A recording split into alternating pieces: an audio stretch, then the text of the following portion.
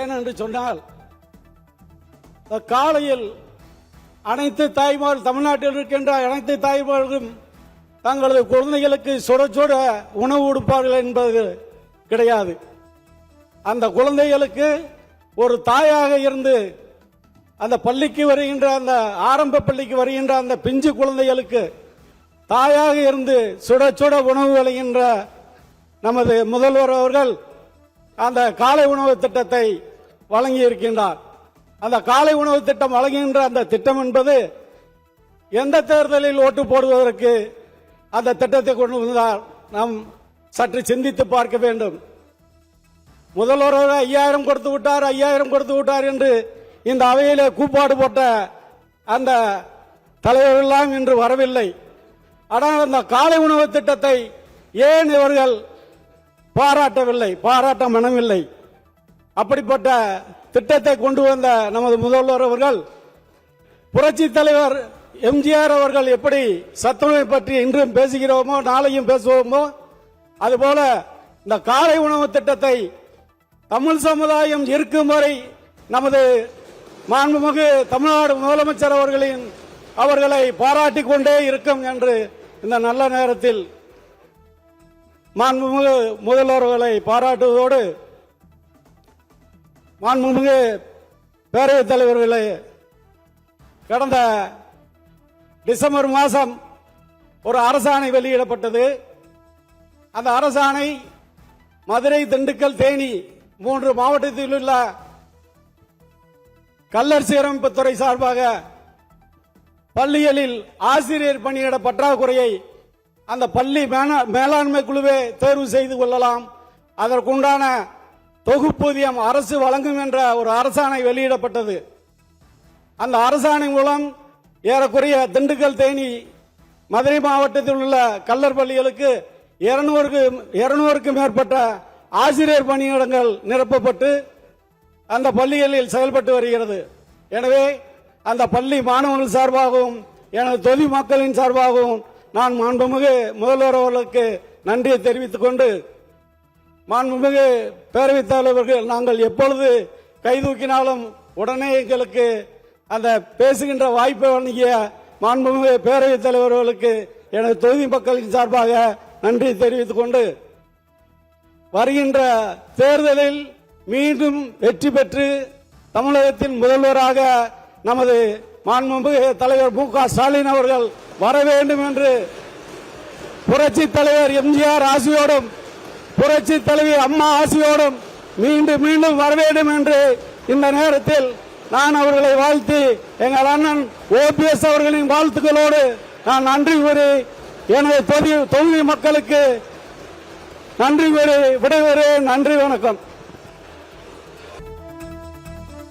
திட்டங்களை பாராட்டி பேசியிருக்கிறார். அதே போன்று அதிமுக மற்றும் அதிமுக சட்டமன்ற உறுப்பினர் கடுமையாக விமர்சித்து பேசியிருக்கிறார்.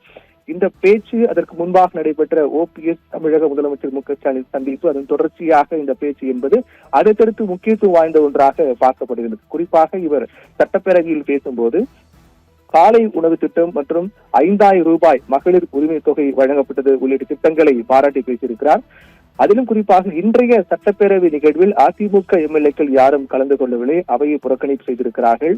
இதனை குறிப்பிட்டு பேசிய உசிலம்பட்டி தொகுதி எம்எல்ஏ ஐயப்பன், யாரும் இவர்களை பாராட்ட மனமில்லை என்றும் அதனால் அவைக்கு அவர்கள் வரவில்லை என்று குறிப்பிட்டு பேசியிருந்தார். அதில் மிக முக்கியமாக அவர் பேசியது நாம் பார்க்க வேண்டியது என்னவென்றால், மறைந்த முன்னாள் முதலமைச்சர்கள் எம்ஜிஆர் மற்றும் ஜெயலலிதா நல்லாட்சியுடன் தற்போதைய அரசு மு.க. ஸ்டாலின் தலைமையிலான அரசு தொடர வேண்டும் என்று அவர் குறிப்பிட்டு பேசியதுதான் மிக முக்கியத்துவம் வாய்ந்த ஒன்றாக பார்க்கப்படுகிறது. என்றால் அதிமுகவுக்கு எதிராக இருக்கக்கூடியதாக திமுக எதிராக இருக்கக்கூடிய அதிமுக என 2 கட்சிகளும் எதிரெதிர் அரசியலை மையப்படுத்தி பேசி வருகின்ற நிலையில் அதிமுக இருந்து அதற்கு பிறகு அங்கிருந்து விலகி ஓபிஎஸ் ஆதரவு எம்எல்ஏவாக இருக்கக்கூடிய ஐயப்பன் பேசிய பேச்சு என்பது முழுக்க கவனத்தை ஈர்க்கக்கூடிய ஒன்றாக தான் பார்க்கப்படுகின்றது. அதாவது எம்ஜிஆர் மற்றும் ஜெயலலிதா நல்லாட்சியுடன் தற்போதைய அரசு மு.க. ஸ்டாலின் தலைமையிலான அரசு தொடர வேண்டும் என்றும் இதை ஓபிஎஸ் அவரின் வாழ்த்துக்களோடு நான் தெரிவித்துக் கொள்கின்றேன் என்றும் அவர் குறிப்பிட்டு பேசியிருக்கின்றார். அதிலும் குறிப்பாக கூப்பாடு போட்டவர்கள் யாரும் தற்போது அவைக்கு வரவில்லை என்றும் காலை உணவு திட்டத்தை ஏன் இவர்கள் பாராட்டவில்லை, காரணம் அவர்களுக்கு பாராட்ட மனமில்லை என்றெல்லாம் அதிமுக சட்டமன்ற உறுப்பினர்களை கடுமையாக விமர்சித்து பேசியிருக்கிறார். அது ஒருபுறம் என்றாலும் கூட மறுபுறம் திமுக அரசு தொடர வேண்டும், அதுவும் எம்ஜிஆர் ஜெயலலிதா நல்லாட்சியுடன் தொடர வேண்டும் என்று அவர் பேசியிருப்பதுதான் மிகுந்த முக்கியத்துவம் வாய்ந்த ஒன்றாகும்.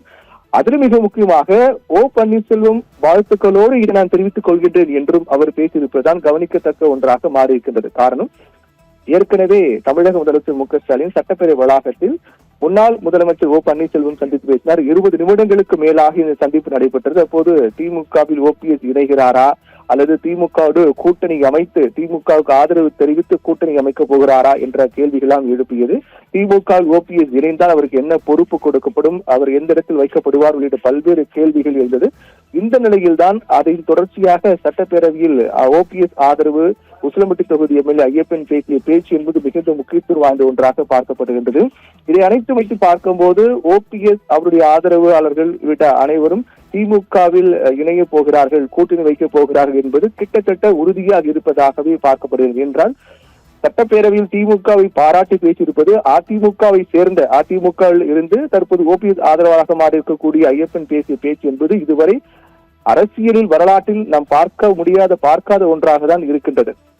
என்றால் அதிமுகவுக்கு நேர் எதிர் திமுகவுக்கு நேர் எதிர் அதிமுகவாக இருக்கக்கூடிய சூழ்நிலையில் அதிமுக சின்னத்தில் இரட்டை சின்னத்தில் போட்டியிட்டு வெற்றி பெற்ற ஒரு எம்எல்ஏ திமுக அரசை பாராட்டி எம்ஜிஆர் ஜெயலலிதா நல்லாட்சியோடு திமுக அரசு தொடர வேண்டும் என்று பேசியிருப்பதும், அதற்கு முன்னதாக ஓபிஎஸ் மு.க.ஸ்டாலின் சந்தித்து பேசியிருப்பதும், அதன் தொடர்ச்சியாக இந்த உரை அமைந்திருப்பது உள்ளிட்ட அனைத்தும் பார்க்கும்போது ஓபிஎஸ் திமுக இணைகிறார் என்பது கிட்டத்தட்ட உறுதியாக இருப்பதாகவே தெரிகின்றது. இது இந்த அளவுக்கு இது சாத்தியமாகும் அல்லது வேறு எதுவும் அரசியல் வியூகம் இருக்கின்றதா உள்ளிட்ட பல கேள்விகள் இருக்கிறது. அதற்கான விடைகளை தெரிந்து கொள்ள நாம் இன்னும் அடுத்த 2 நாட்கள் காத்திருக்க வேண்டும். முக்கிய அறிவிப்பில் வெளியாக வாய்ப்பு இருப்பதாகவே பார்க்கப்படுகின்றது.